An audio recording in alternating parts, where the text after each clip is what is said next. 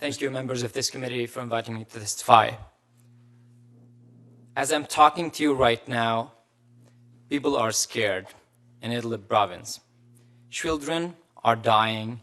They face constant bombardment. Schools, hospitals, and bakeries have all been targeted.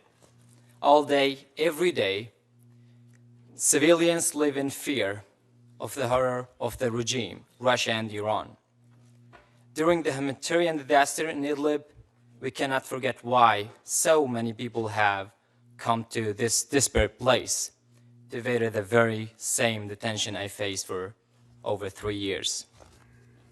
When the regime advances and takes another village, those cities become like cities of ghosts.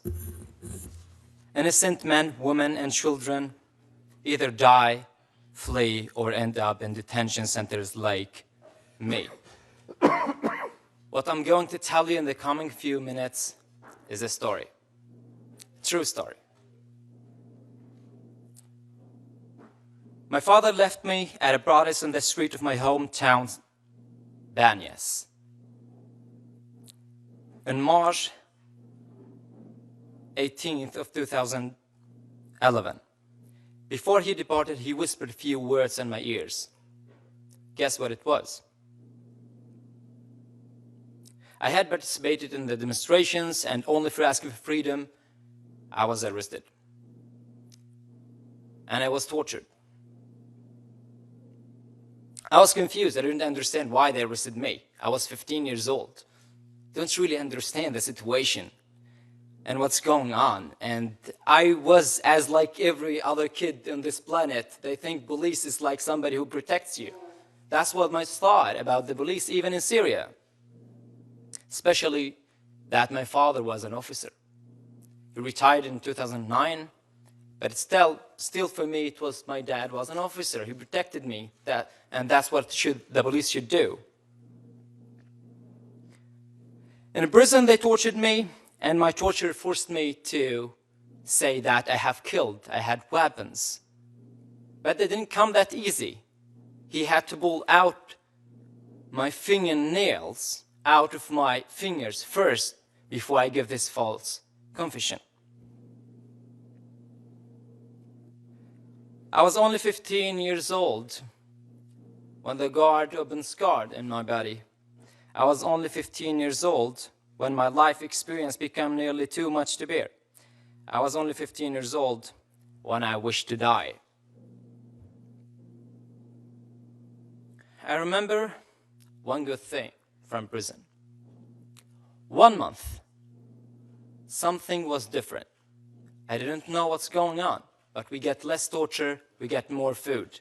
And the guards is not screaming anymore. They're not coming, they're not burning our bodies with their cigarettes. They're giving us one full potato instead for half one. When I got out of prison, I tried to match what happened in this day, in this month, when I was in prison and I got more food than usually, what happened outside. It was when Caesar pictures being released. Everybody around the world talking about prisoners and what's going on in Syria's prison. That's why we have to speak. That's why we have to do anything, even just write on Twitter or talk or have a testimony. This testimony gives hope for a lot of people. I just published yesterday on social media that I'm going to be testifying together with Caesar and Rad, and people was too kind. Those who says it's amazing, something may happen, they may help us doing something, and other people who says that happened before. They know more than what you know about your own experience. They're not going to change anything. Let's show them the opposite.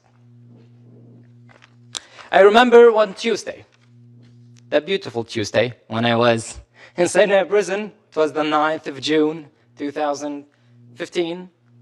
I'd already been in prison for 3 years and experienced all kind of torture, and I was starving. But the guard opened the door and he said, Omar. The only time they say your name inside a prison is when they going to kill you. They took me from a room. They killed somebody who was next to me, asked me to pull him outside of the room. I pulled this body out, I looked at his face, it was my best friend at that time.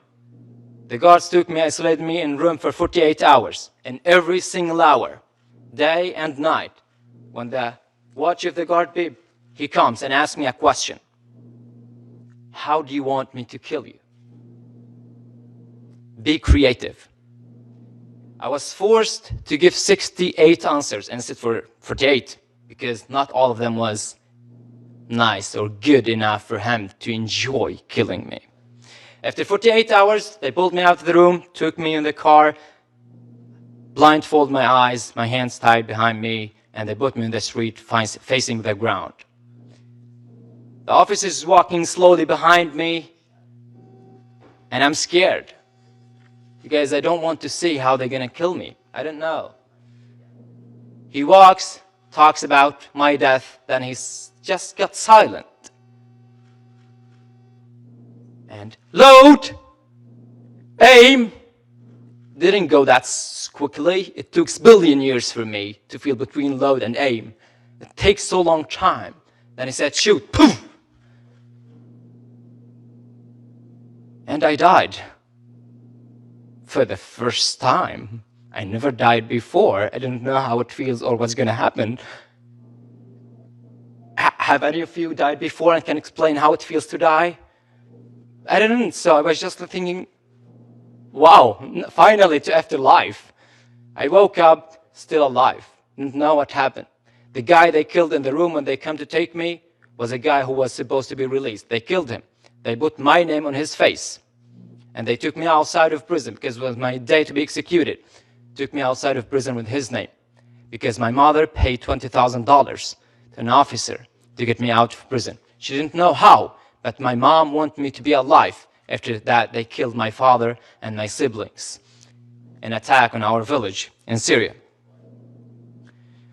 When the regime take an area, people will die, flee, or get arrested. That's what happened to them on the guerrillas. What I mentioned just was the mental torture you experience by the Syrian regime. I didn't talk about the physical because it's not going to help you understand. Because the physical torture, you don't understand it if you don't experience it. So what's waiting people in Idlib is the same thing if we don't help them. The people of Syria are suffering. They may be used to pain, but it's not pain who breaks people. It's fear. They fear not being able to feed their children. They fear being arrested, captured, and tortured to death.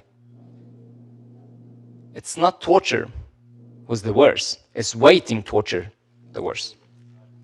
Sometimes it seems impossible to help these people, but as Nelson Mandela said, it always seems impossible until it's done.